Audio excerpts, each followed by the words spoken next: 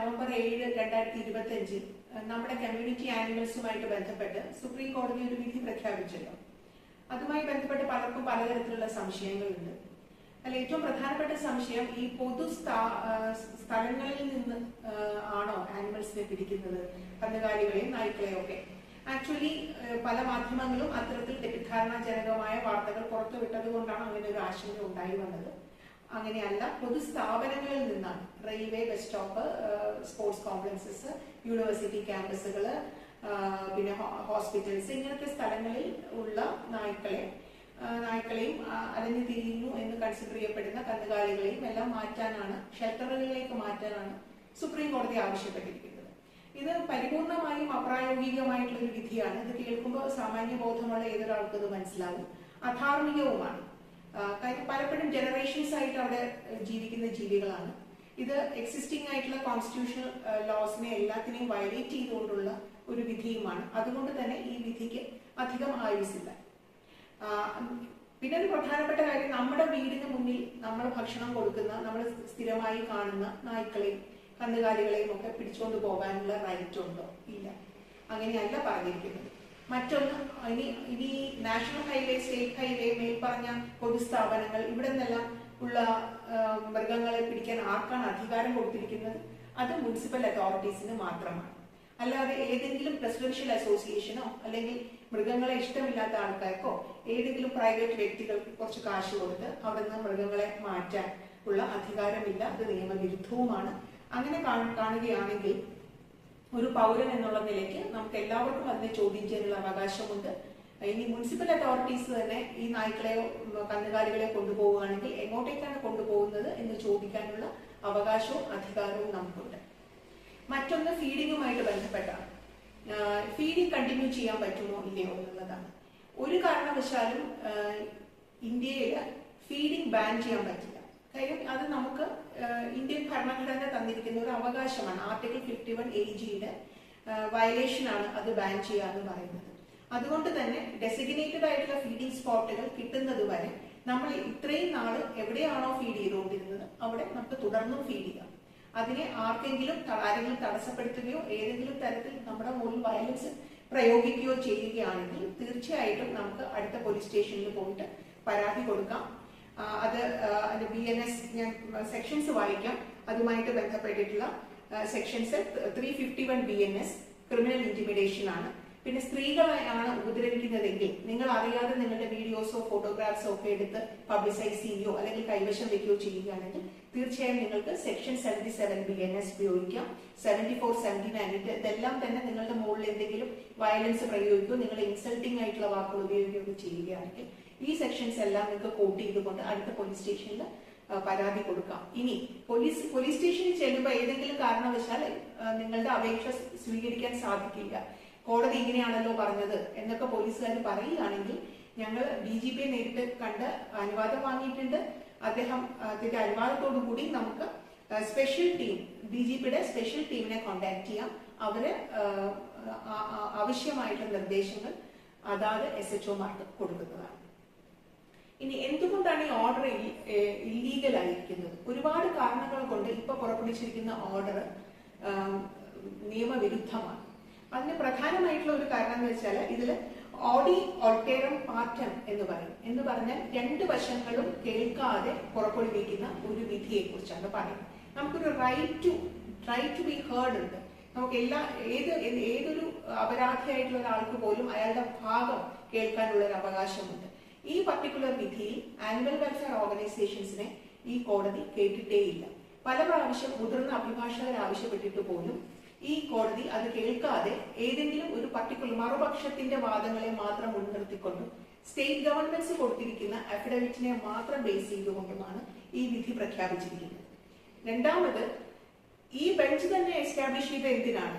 നേരത്തെ ഉണ്ടായിരുന്ന പരിധിവാലയുടെ ബെഞ്ച് പുറപ്പെടുവിച്ച വളരെ ടു ഹാർഷ് എന്ന് ഈ കോടതി തന്നെ പറഞ്ഞ ഒരു വിധിയുണ്ട്. അത് ഈ നാട്ടിലുള്ള, ഈ ഇന്ത്യയിലുള്ള അലഞ്ഞു തിരിയുന്ന, തെരുവിൽ ജീവിക്കുന്ന എല്ലാ നായ്ക്കളെയും റോപ്പിൻ ചെയ്ത് ഷെൽട്ടേഴ്സിലാക്കണം എന്നുള്ള വിധിയായിരുന്നു.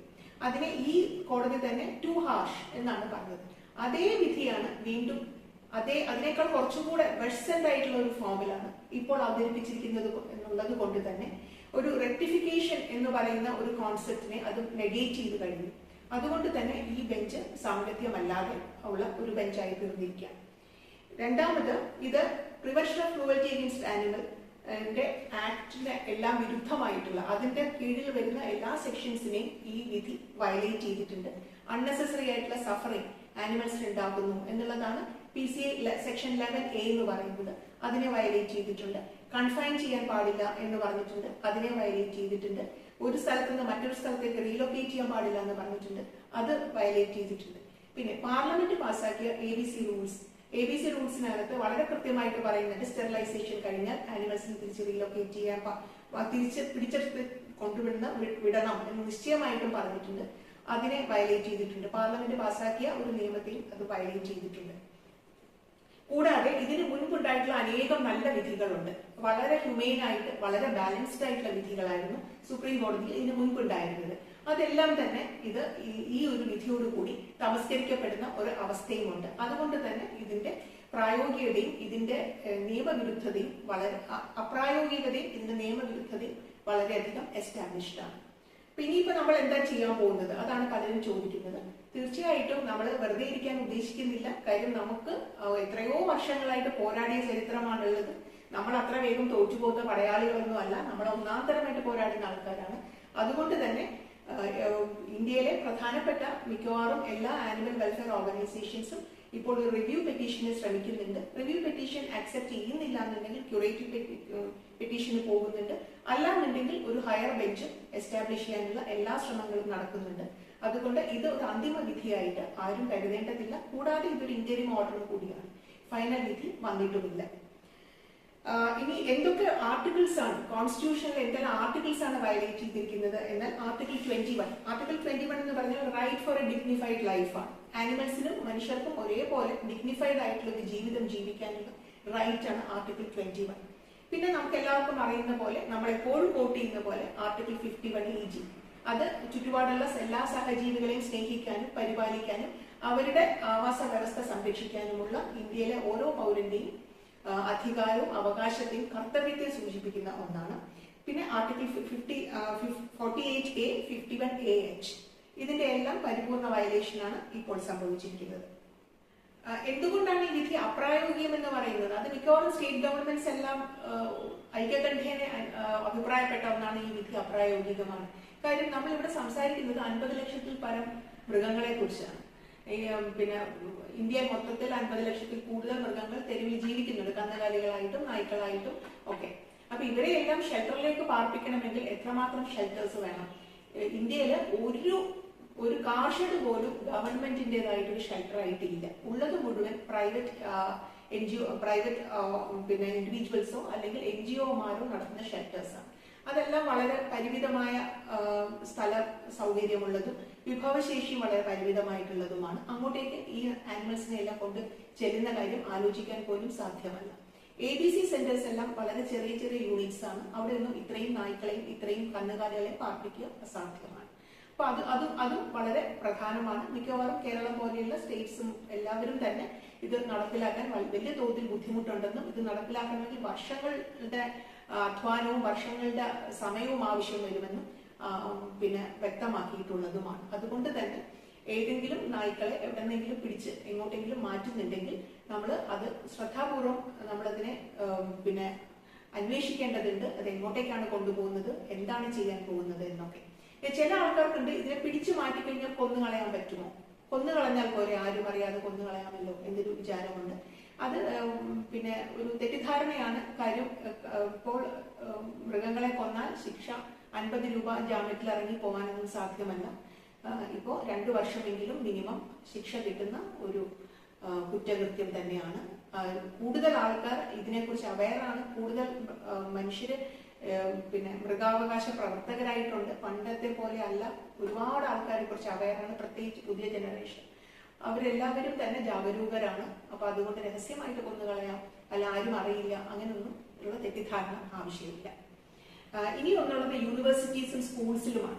പല യൂണിവേഴ്സിറ്റീസും, ഇന്ത്യയിലെ പല യൂണിവേഴ്സിറ്റികളും വലിയ വലിയ ക്യാമ്പസുകളിലെ യൂണിവേഴ്സിറ്റീസ് ആണ്. അവിടെയൊക്കെ ഒരുപാട് നായ്ക്കളുണ്ട്. ഇപ്പോൾ JUവിൽ തന്നെ 430ഓളം നായ്ക്കൾ ഉണ്ടെന്നാണ് അവർ പറയുന്നത്. മിക്കവാറും എല്ലാ കോളേജസുകളിലും പ്രത്യേകിച്ച് കോളേജസുകളിൽ ഒരുപാട് നായ്ക്കളുണ്ട്. കുട്ടികളുടെ സാമൂഹിക ജീവിതവുമായിട്ട് വളരെയധികം ബന്ധപ്പെട്ടാണ് ഇരിക്കുന്നത്. കുട്ടികളുടെ സഹാനുഭൂതി വളർത്തുന്നതിനും ഒക്കെ വലിയ പങ്ക് ഈ ജീവികളുടെ പ്രസൻസിനുണ്ട്.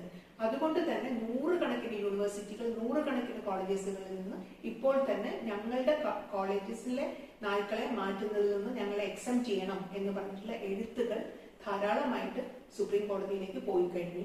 നിങ്ങളും ഏതെങ്കിലും കോളേജിൽ പഠിക്കുന്ന ആളാണ്, അല്ലെങ്കിൽ നിങ്ങളൊരു വിദ്യാർത്ഥി സംഘടനയുടെ ആളാണെങ്കിൽ നിങ്ങൾക്കും അത് ചെയ്യാം. നിങ്ങളുടെ പ്രിൻസിപ്പലിനെ കൊണ്ട് ചെയ്യിക്കാം. നിങ്ങൾക്ക് സ്വന്തമായിട്ട് സംഘടനാപരമായി തന്നെ ഞങ്ങളുടെ കോളേജിൽ ജീവിക്കുന്ന വർഷങ്ങളായിട്ട്, തലമുറകളായിട്ട് ഞങ്ങളുമായിട്ട് ബന്ധപ്പെട്ട് ഞങ്ങളുടെ സുഹൃത്തുക്കളായിട്ടുള്ള ഈ മൃഗങ്ങളെ പിടിച്ചു മാറ്റുന്നതിൽ ഞങ്ങൾക്ക് മാനസികമായിട്ട് വലിയ ബുദ്ധിമുട്ടുണ്ട് എന്നുള്ളത്, അതുകൊണ്ട് ഞങ്ങളെ ഇതിൽ നിന്ന് എക്സം ചെയ്യണം എന്ന് പറഞ്ഞ് എഴുത്തയക്കാവുന്നതാണ്. നമ്മൾ മനസ്സിലാക്കേണ്ട കാര്യം, ഒരു പരിഷ്കൃതമായ സമൂഹത്തിൽ ഒരിക്കലും നടപ്പിലാക്കാൻ പാടില്ലാത്തൊരു വിധിയാണ് ഇപ്പോൾ വന്നിരിക്കുന്നത്. വളരെ ലജ്ജാകരമാണ് ഈ വിധി. കാര്യം, നമ്മുടെ ഒപ്പം ജീവിക്കുന്ന, നമ്മുടെ സമൂഹത്തിന്റെ ഒരു അവിഭാജ്യ ഘടകമായിട്ടുള്ള, നമ്മളോടൊപ്പം ഈ ഭൂമി പങ്കിടാൻ അവകാശമുള്ള ജീവികളെ കുറിച്ചാണ് നമ്മൾ അവർക്ക് ആഹാരം കൊടുക്കണോ എന്ന് പോലും അന്വേഷിക്കുന്ന തരത്തിലുള്ള ചർച്ചയിലേക്കുള്ള പോകുന്നത് നമ്മുടെ ഒരു സാമൂഹികമായിട്ടുള്ള, ധാർമ്മികമായിട്ടുള്ള അധപ്പതനത്തെയാണ് കാണിക്കുന്നത്. അതുകൊണ്ട് തന്നെ ഇതിന്റെ ഭാഗഭാക്കാകരുത്. ഇതിന് എതിരെ ശക്തമായിട്ട് പ്രതികരിക്കുക. കാര്യം, ഇവരെല്ലാരും കൂടെ ചേർന്ന് മാത്രമാണ് നമ്മുടെ നിലനിൽപ്പുള്ളൂ. ഇവരില്ലാതെ നായ്ക്കളും കന്നുകാലികളും പക്ഷികളും മറ്റു മൃഗങ്ങളും കാടും എല്ലാം കൂടെ ഒരുമിച്ച് നിൽക്കുന്ന ഒരു ആവാസ വ്യവസ്ഥയാണ് നമ്മുടെയും കൂടെ ആവാസ വ്യവസ്ഥ എന്നുള്ള തിരിച്ചറിവോടുകൂടി വേണം മുന്നോട്ട് പോകാൻ. അല്ലെങ്കിൽ നമ്മൾ വളരെ മോശപ്പെട്ട ഒരു മാതൃകയായിരിക്കും ലോകത്തിന് മുന്നിലും നമ്മുടെ പുതിയ ജനറേഷന് മുന്നിലും നമ്മൾ പ്രദർശിപ്പിക്കും.